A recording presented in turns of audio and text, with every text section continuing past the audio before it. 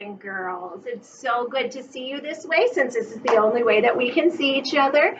I want to keep our routine as much as possible, and I know every week we've had a poem of the week, so I'm going to continue to do a poem of the week with you, lesson each day that's going to lead into our phonics lesson. So let's go ahead and get started with our poem of the week this week. It's titled Trees. I'm going to read it to you first so you can just follow along. Hopefully you can see it okay. Trees are the kindest things I know. They do no harm, they simply grow and spread a shade for sleepy cows and gather birds among their boughs. They give us fruit and leaves above and wood to make our houses of and leaves to burn on Halloween and in the spring new buds of green. This time, I would like for you to join me in reading the poem as best as you can. I know this is our first day. There's some tricky words in here, but give it your best shot. Here we go. Trees. Trees are the kindest things I know. They do no harm. They simply grow and spread a shade for sleepy cows and gather birds among their boughs. They give us fruit and leaves above and wood to make our houses of and leaves to burn on Halloween and in the spring new buds of green. Now, the first thing we do with a new poem is we always talk about, are there any words in here that we don't know the meaning of, and we need to understand better to be able to understand the poem. So I want you to turn to your adult now. Have a conversation with them about any tricky words you heard in this poem that you might not know the meaning of. Go ahead, have that conversation with your adult.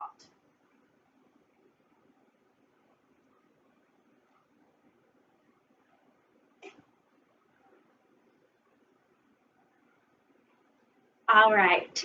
I'm going to go ahead and talk to you about one word in the poem that's a new tricky word that I would really like us to use our context clues. Now remember, our context clues is our background knowledge, so things that we already know, the words in the rest of the poem, and of course the picture. And this doesn't have a picture to go with it, but I think we're making a picture in our mind as we're reading these words, so we might be able to use that picture in our mind. The word I would like to talk about is in the second stanza.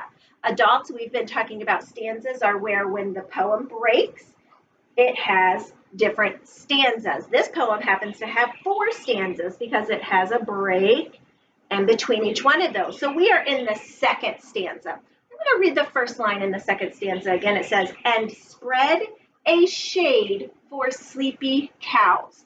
Now I'm visualizing that in my head, what that looks like. I'm visualizing a tree, maybe those big oak trees, how they spread out and they make shade underneath of them and some sleepy cows either sitting or laying underneath the shade of that tree. I'm visualizing that.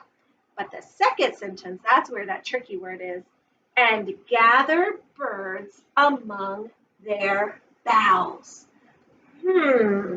So I can see birds gathering, but boughs? That's a word we don't hear all the time. What does that word mean? Well, I'm thinking about what I know about trees. I'm using my background knowledge, and I'm thinking about what I know about birds. I'm using my background knowledge.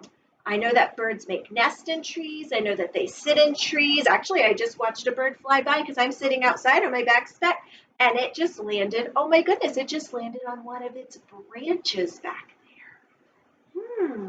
Let's see if that would make sense in our poem. Let's use the words and see if it makes sense.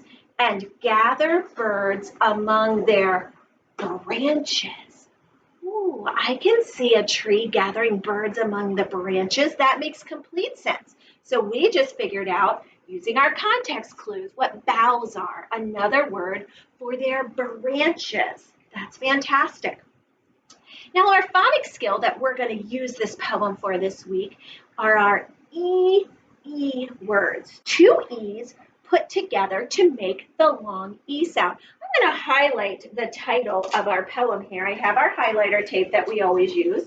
I'm going to highlight our poem title, which is Trees. Did you notice in trees we have two E's together that makes that long E sound? Now, we've had small conversations about this before in class because on our word wall, I know we already have the word need, which was N-E-E-D. I'm going to actually add that right up here to I have a chart with EE words as the title, and I'm going to write our word wall word, need. Right on here, we see that has the EE in it, and it makes the long E sound. Now, I think that there are 4 other words in this poem that also have that EE, long E sound. But before I ask you to find them, I do want to talk about not all words that have the EE are always long. For instance, also on our word wall at school, we put this word, and we put this word because it doesn't follow the rules of the long EE. This is the word been. Like, I have been to the store 3 times today. Oh no! So here's our word been. It has the EE in it, but it doesn't make the long E sound. So it does not follow that EE rule, even though it has the EE in it. But most of our words that have EE in them do. I just want you to see that not all do. So I want you to study the poem. Find for me 4 more words that have the long E in them with the EE. There's other long E words in here, but they don't have the EE. I want you to find the EE for me, please. Tell them to your adult, or if you have a piece of paper handy, you could write them on your piece of paper. In my next video, I'm going to be teaching you how to make a journal. You might want to make a journal just for our reading activities. Give you a few more seconds. Find those EE words. All right, now let's highlight them. You can pretend to highlight them at home while I highlight them here. The first one I see was really easy because it's the same as our title, and it's right here at the very beginning. There's that word, trees again. There it is with that EE in it. And that's the only one I see in the first stanza. But when I go to the second stanza, I see another word with that EE in it. And that is the word sleepy. Those are those sleepy cows. And sleepy has the EE in it right there. That is perfect. I don't see any EE words in our third stanza, but I happen to see 2 more in the last stanza, in the last 2 lines. I see this awesome word that we all love. The word Halloween has that EE in it at the end to make the long E sound. And then I see one more. This is one of our color words we've already learned this year as well, and that's the word green that has that EE in it.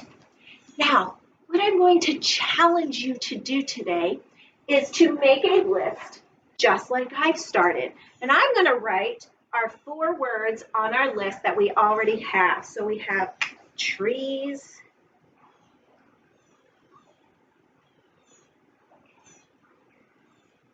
with the EE in it. We have sleepy with the EE in it. I'm going to write green next with the EE in it, and my board already happens to be full, but I know you can do a big piece of paper, and I'm going to challenge you today and maybe even the rest of this week. How many long EE words can you find? How many can you just think of? And then how many can you find when you're reading or you see words around? I want you to keep a list of as many as you can find with the EE that makes the long E. So I'm going to take Ben off of my list because it does not make the long E sound. It doesn't follow that rule. So I'm going to take it off of my list, but I'm going to leave my other words that make that EE, long E sound. Come back and see me tomorrow, and we'll see what we're going to do with the poem then. Bye-bye.